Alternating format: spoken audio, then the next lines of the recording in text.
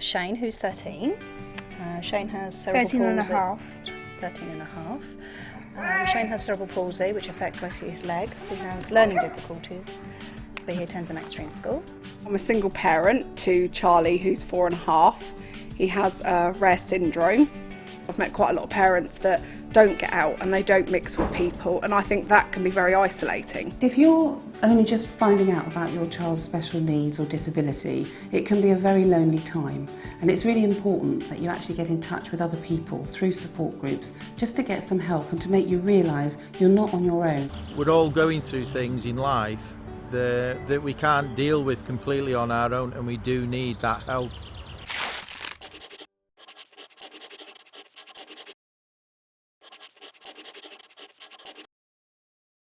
Can be quite hard because you get a lot of tuts and nasty looks, and I find a lot of people can't tolerate him. It's just nice when people don't question you every time you go somewhere. Sometimes people can be quite cruel. You can look at other people's reactions to your children and be quite offended by them sometimes. How you decide to deal with that is entirely up to you. I think sometimes challenging people isn't always the right thing to do. Sometimes I prefer to just let it go over my head. But it can be hard when you're in a stressful situation. Also, I think it depends on who is making the reaction. If it's a small child or if it's a young person, you can usually reason with them. Most people, once they understand that there is something that's not quite the same about your child, will be much kinder about it. And to me, I just feel like turning around to them when they give you that look and say, "She's gorgeous, isn't she?"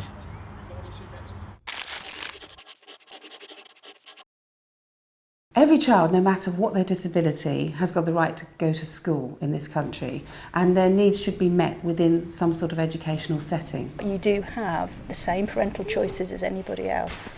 So just because your child is additional needs, special needs, severe or complex, it doesn't make any difference. You still have some choice. Find the sort of education that you think will suit your child best, and then fight your way through any sort of system that you have to get them to the correct place. You are entitled to request what's called a statement of special educational needs.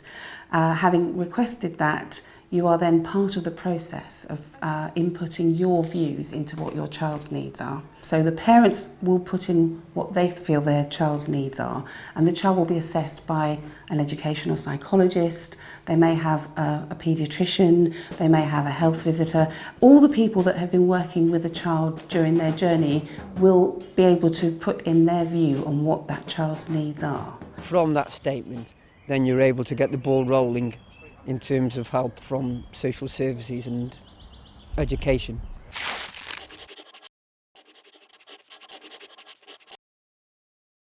When you have a disabled child, there's obviously going to be an added strain on the relationship that you have. So it's really important that you work on that part of your life. The important thing is that each partner recognises the role the other one has got within the child's life. It's important that you talk to each other and that you recognise that you're both on different places on the roller coaster of emotion, really. I think it's made us stronger now, but there was a period of time that we had to go through an adjustment period of time, and we did have to actually go for some counselling.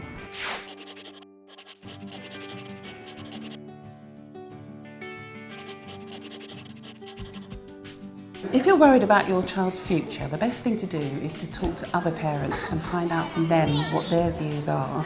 The other thing to do is always to live each day as it comes, because the future is a long way away and you will grow with your child.